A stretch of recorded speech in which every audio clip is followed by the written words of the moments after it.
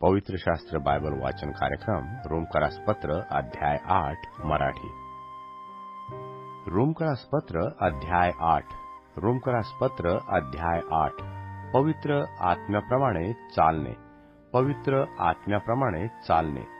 यावरून जे ख्रिस्त येशूमध्ये आहेत त्यास आता दंडाज्ञा नाही। जो जीवनी आत्म्याचा नियम आहे त्याने मला ख्रिस्त येशूमध्ये पाप व मरण यांच्या नियमापासून स्वतंत्र केले।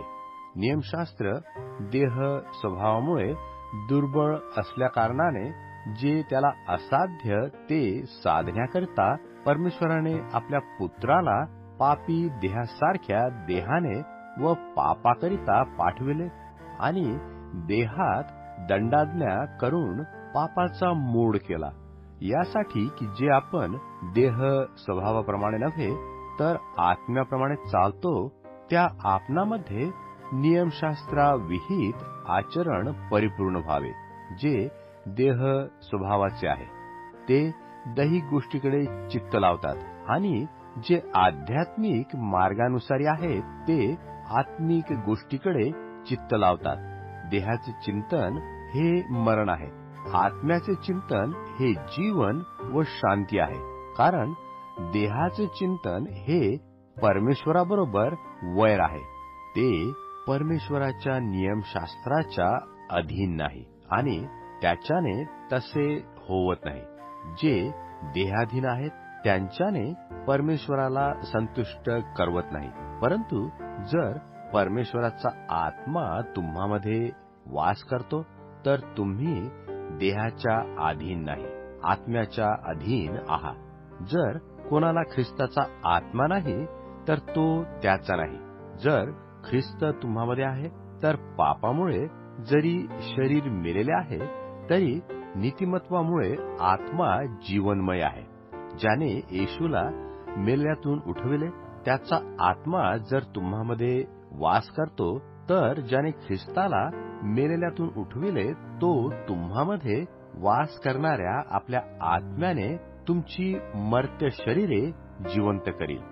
बंधुजनो, आपण ऋणी आहोत तरी देह स्वभावाप्रमाणे वर्तावयाला देह स्वभावाचे ऋणी नाही। जर तुम्ही देह स्वभावाप्रमाणे वर्तता तर तुम्ही मराल, परंतु जर तुम्ही आत्म्याने शरीराची कर्मे मारून टाकता तर जिवंत राहाल। परमेश्वराचे पुत्र, परमेश्वराचे पुत्र जितक्यांना परमेश्वराचा आत्मा चालवितो ते परमेश्वर पुत्र आहेत। कारण पुन्हा भीती बाळगावी असा दासपणाचा आत्मा तुम्हास मिळाला नाही, तर ज्याच्या योगी आपण अब्बा बापा अशी हाक मारतो असा दत्तकपणाचा आत्मा मिळाला आहे।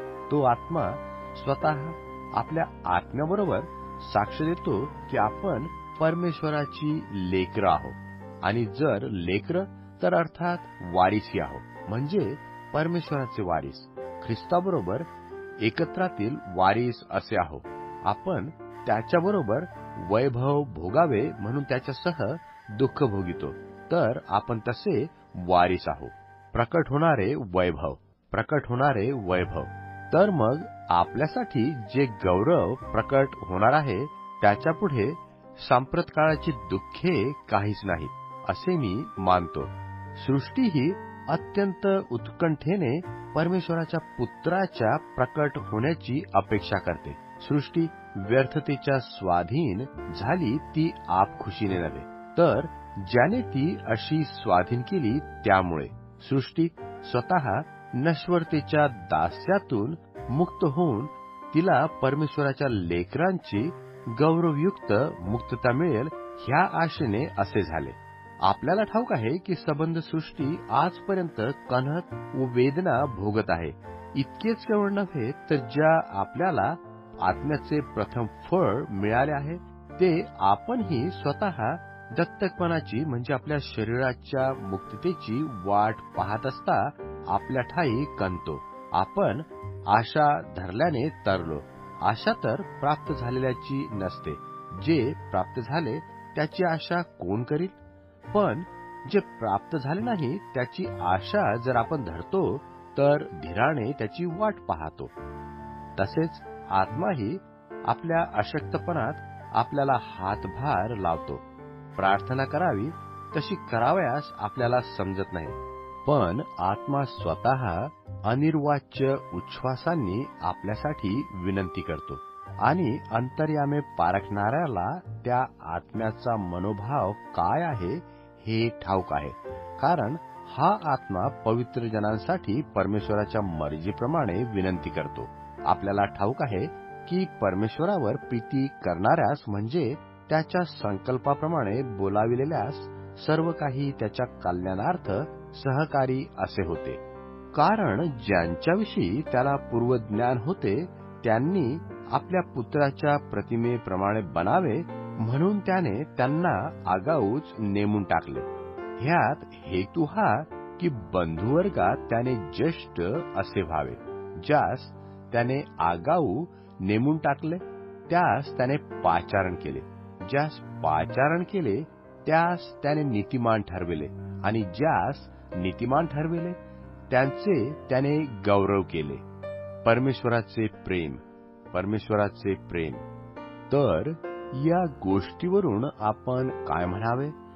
परमेश्वर आपणास अनुकूळ असल्यावर आपणाला प्रतिकूळ कोण असणार? ज्याने आपल्या पुत्रास राखून न ठेवता आपणा सर्वांकरिता त्याला दिले, तो त्याचसहित आपल्याला सर्व काही कसे देणार नाही? परमेश्वराच्या निवडलेल्या लोकांवर दोषारोप कोण ठेवील? नीतिमान ठरविणारा परमेश्वर ठेवील काय? दंडाज्ञा करणारा कोण? जो मेला इतकेच नाही तर मेलेल्यातून उठविला गेला, जो परमेश्वराच्या उजवीकडे आणि आपल्यासाठी विनंती करतो, असा जो ख्रिस्त येशू तो करील काय? ख्रिस्ताच्या प्रीतीपासून आपल्याला कोण विभक्त करील? क्लेश, आपत्ती, छळणूक, उपासमार, नग्नता, संकट किंवा तरवार ही वेगळे करतील काय? असा शास्त्रलेख आहे, तुझ्यामुळे आमचा वध सतत होत आहे. कापावयाच्या मेंढरासारखे आम्हास गणिले आहे. नाही नाही, ज्याने आपणावर प्रीती केली त्याच्या योगे या सर्व गोष्टीत आपण विशेष विजयी आहोत. माझी खात्री आहे की मरण, जीवन, स्वर्गदूत, अधिपती, वर्तमान अगर भविष्य अशा गोष्टी, बले, आकाश, पाताळ किंवा कोणतीही दुसरी सृष्टी वस्तू, ख्रिस्त येशू आपला प्रभू याच्यामध्ये जी परमेश्वराची आपल्यावरील प्रीती आहे तिच्यापासून आपल्याला वेगळे करावयास समर्थ होणार नाही.